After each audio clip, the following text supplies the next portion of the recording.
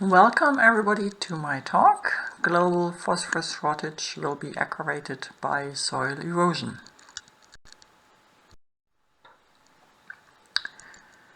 The background of my talk is that soil phosphorus is essential for plant growth and productive agricultural management, that is for sure.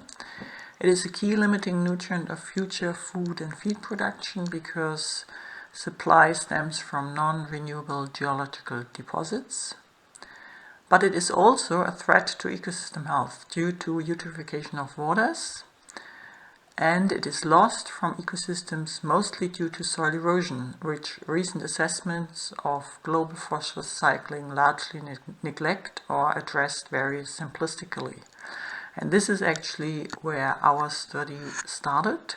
So, though our aim was to assess phosphorus loss due to soil erosion on a global scale, in combining spatially discrete erosion rates from Borelli et al. With phosphorus contents from Ringewald et al.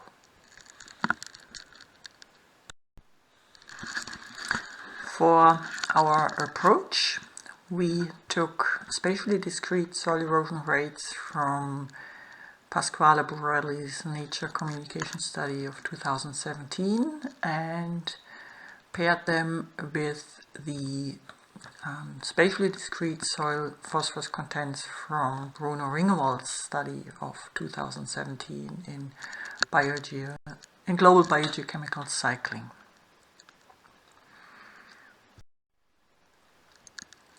The results were spatially discrete global soil phosphorus losses due to erosion.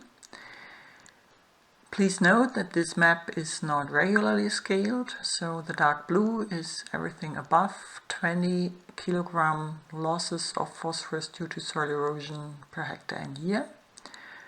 The medium blue is between 10 and 20 kilogram, and then the greenish colors are below 10 and the yellow is below 1. Please also note that this is only the loss of phosphorus due to water erosion by sheet and rill erosion processes, because the approach is based on a Russell modeling approach. And what we actually see here is that we have very high losses in eastern China, Indonesia, regions of southern Africa, Central America and South America. And we have high losses in most of India, regions of southern Africa and South America.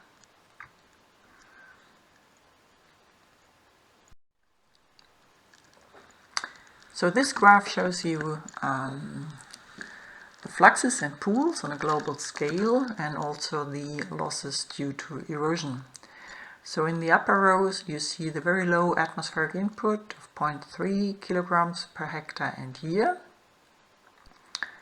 and a chemical fertilizer input globally which is pretty high, nearly 9 kilogram phosphorus per hectare and year, and the budget of what we called the organic phosphorus management, that is the sum of manure and residue input minus plant uptake. The pie chart gives you several phosphorus pools. The original fractionation is based on the Hadley fractionation, and we summed these fractions up to one non-plant available phosphorus pool. This is the pink. And in orange you see the organic plant available fractions, and in this turquoise or bluish color the inorganic plant available pool. Now in the lower rows, or the lower part of the chart, you see the P balance. First of all, you see the total soil P lost. This is the soil loss, the phosphorus loss from soils due to erosion, which is nearly 6 kilogram per hectare and year. And then we calculated a phosphorus balance with two scenarios. One scenario would be with today's high chemical fertilizer input, and then the balance would result in a net depletion of nearly 2 kilogram phosphorus per hectare and year. And then we calculate this second scenario assuming a potential future phosphorus scarcity, so no chemical fertilizer available. And then the balance would result in a net depletion of nearly 11 kilogram phosphorus per hectare and year.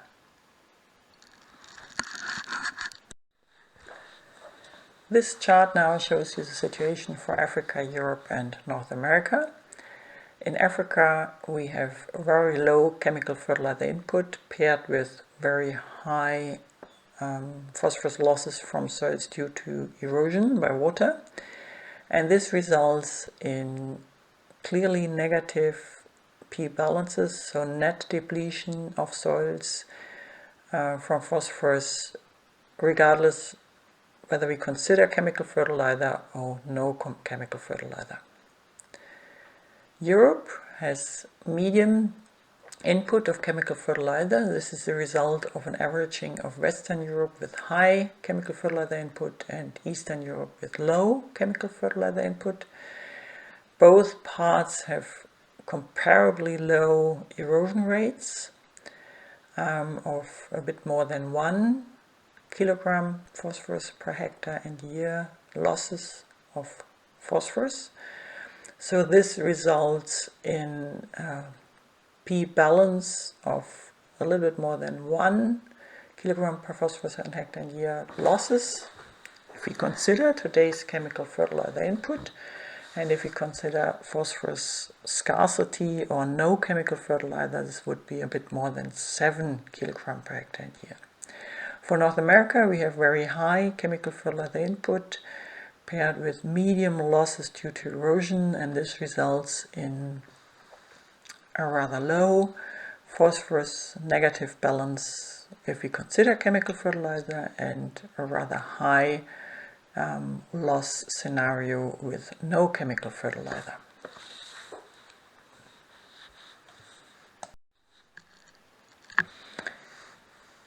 So no model is really good without a validation. Of course, on a global scale, it's difficult to validate a model with direct measurements. So what we did in this case is we considered phosphorus losses in rivers. So we compared our study and our phosphorus loss rates to river studies on a global scale. First of all, we evaluated the study by Boysen et al. Boysen et al. Took measurements from large-scale catchments and extrapolated this with geostatistical methods to large regions or even continents, countries and continents. We also compared our continental values to regional values of really large-scale catchments. So we took published studies from Africa, North America, South America and geographic Europe and compared our rates. Of course, the modeled rates in our study are on-site losses, Russell erosion rates paired with phosphorus contents. So we had to assume a sediment delivery rate from on-site to off-site, and recent global studies of sediment delivery assumed between 11 and 30% sediment delivery rate. So we recalculated our phosphorus losses with these 11 and 30% delivery rate. This is what you see here in the table, and of course these are many numbers. Generally we see that we are actually well in the range of off-site measurements. So we thought the numbers actually fit very well together. I did a graphical visualization of this table.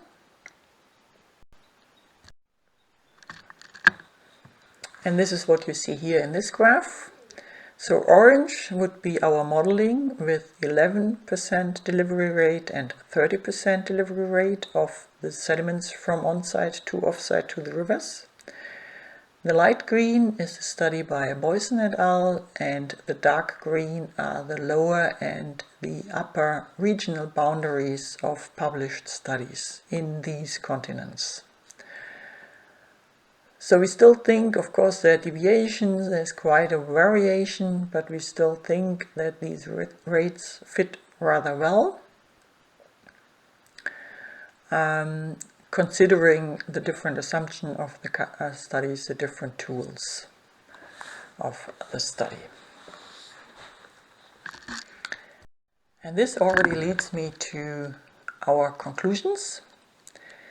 Our conclusions from this study were that P loss from agricultural systems due to erosion is substantial, dependent on region and continent, between 1 to 12 kg per hectare and year, with no chemical fertilizer replenishment of phosphorus soil resources. And this might be due to economic, physical or technical constraints. As you all know, there's a lot of discussion on this.